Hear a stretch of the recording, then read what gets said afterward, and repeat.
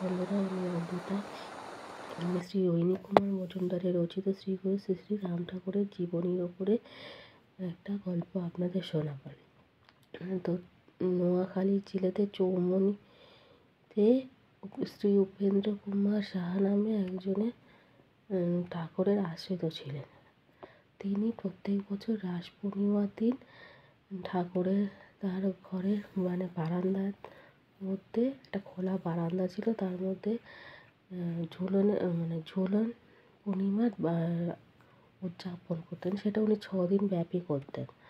তো ওনার ঘরে একটা খোলা বারান্দা ছিল, সেখানে একটা দোলনা বসানো ছিল। সেখানে ঠাকুরের একটা ফটো বসিয়ে সেটাকে সোনার গয়না দিয়ে, ফুল দিয়ে, অনেক রকমের ফুল দিয়ে খুব সুন্দর করে সাজিয়ে সেটাকে সেই ঠাকুরের ফটোটাকে ঝোলাতেন ঝুলনে। সেটা এভাবেই ঝুলন পূর্ণিমাটা উনি উদযাপন করতেন। তো ওখানে প্রচুর ভক্তগণেরা আসতো, খেত। ওই বারান্দাটার মধ্যে বসে তো কমপক্ষে 1000 জনকে বসে খাওয়ানোই যেত, এত বড় বারান্দা ছিল। তো প্রত্যেক বছরই এটা করেনি কোনো, এখানে কোনো কোনো দিনও এরকম কোনো বছর এরকম হয়নি যে উনি সেই বছর উদযাপন করেনি।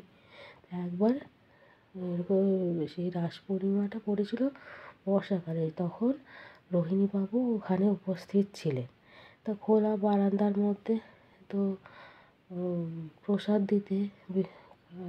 দেওয়া খাওয়ানোর জন্য লোক বসানো হয়েছিল।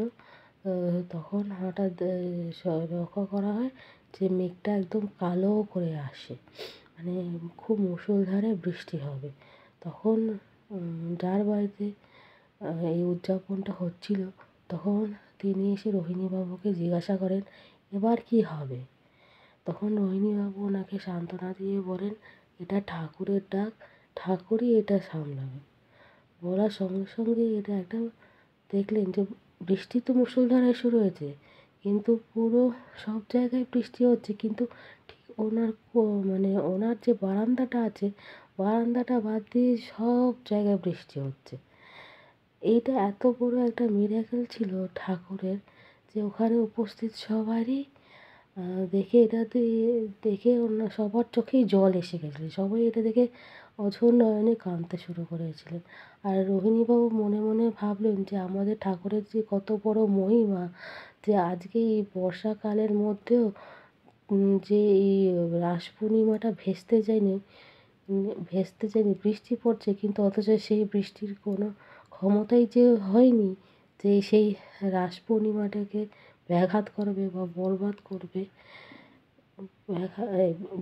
এইটা করতে পারেনি আর কি। ঠাকুরের ইচ্ছা না থাকলে কোনো কিছুই হবে না। তো আজকের গল্পটা এইটুকুনি। আমি একটা নতুন গল্প নিয়ে আপনাদের সাথে দেখা করব। আমার এটা ভালো লাগলে আমার এই ইউটিউব চ্যানেলটাকে লাইক, শেয়ার অ্যান্ড সাবস্ক্রাইব করবেন। নোটিফিকেশান বেল অন করবেন, যাতে নতুন ভিডিও আপলোড করলে আপনাদের কাছে সঙ্গে সঙ্গে নোটিফিকেশান চলে আসে। আর ফেসবুকে দেখে থাকলে ফেসবুক পেজটাও লাইক করে দেবেন আর বেলও অন করে দেবেন। আর আমার এটাতে যদি কোনো ভুল হয়ে থাকে তাহলে নিজ করে ক্ষমা করে দেবেন। আর কমেন্ট সেকশানে জানাবেন আমি কী করে এটা আরও ভালো করব। জয় রাম।